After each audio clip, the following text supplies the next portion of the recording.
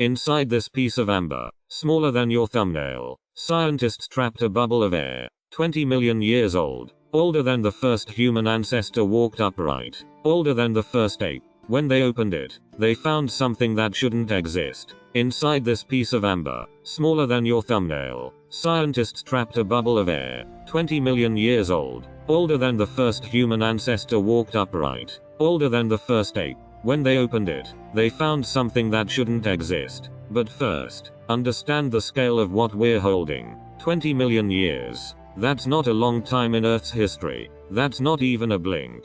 The dinosaurs went extinct 66 million years ago, so this air bubble is younger than that extinction by 46 million years. But it's older than every human being who has ever lived. Every empire, every war, every moment you've ever experienced happened after this air was sealed away. Let me put it another way. If all of Earth's history was a 24-hour clock, and midnight was when the planet formed 4.5 billion years ago, then this air bubble would have been sealed at around 11:47 p.m. Just 13 minutes before midnight becomes today. Everything you know as human civilization happened in the last 6 seconds. Now picture the moment it was trapped. A mosquito or a fly lands on tree resin. The resin is sticky, warm, amber colored. The insect struggles. The resin hardens around it, and trapped inside, in the tiny spaces between the hardening amber, is the air from that exact moment. The oxygen ratios, the nitrogen, the trace gases,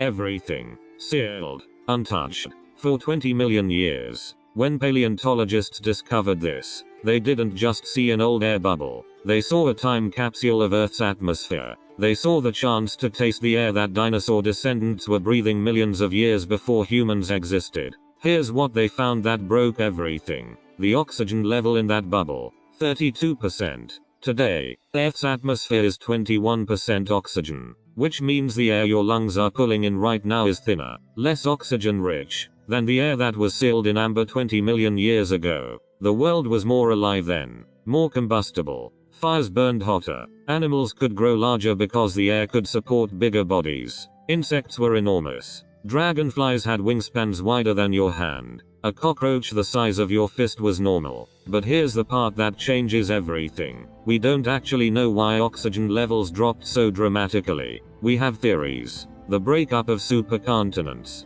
volcanic activity, the evolution of grasslands that changed how carbon was stored. But the actual mechanism, the reason why Earth's air became thinner, remains unsolved. This amber bubble is evidence of a question we've been asking wrong the whole time. We thought we knew how Earth worked. We thought oxygen levels changed gradually, predictably, following patterns we could model. But this bubble shows us something different. It shows us that at some point between 20 million years ago and today, something shifted, something major, and we walked through that shift without knowing it changed us. The insects trapped in that same amber, the mosquitoes, the beetles, the wasps, they were built for denser air, for richer oxygen. Their bodies were engineering for a world that no longer exists. And when that world changed, they had to change too, or die out. Their descendants today are smaller, weaker, fewer in number. The world got thinner, and so did everything in it. Here's what keeps scientists awake. If we can't fully explain why oxygen dropped 20 million years ago,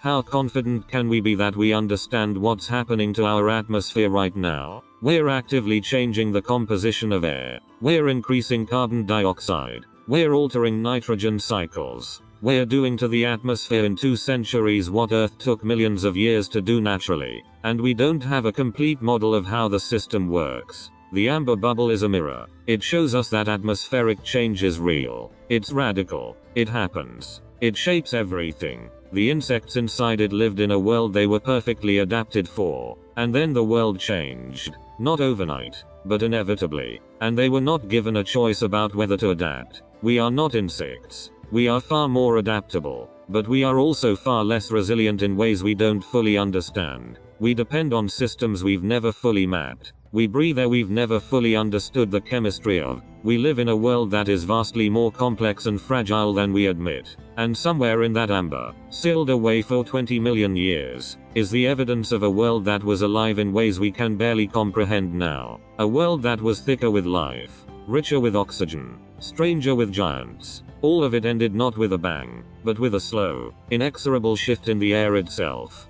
The real horror is not that the world changed. It's that we're still inside that change, and we don't fully understand it yet.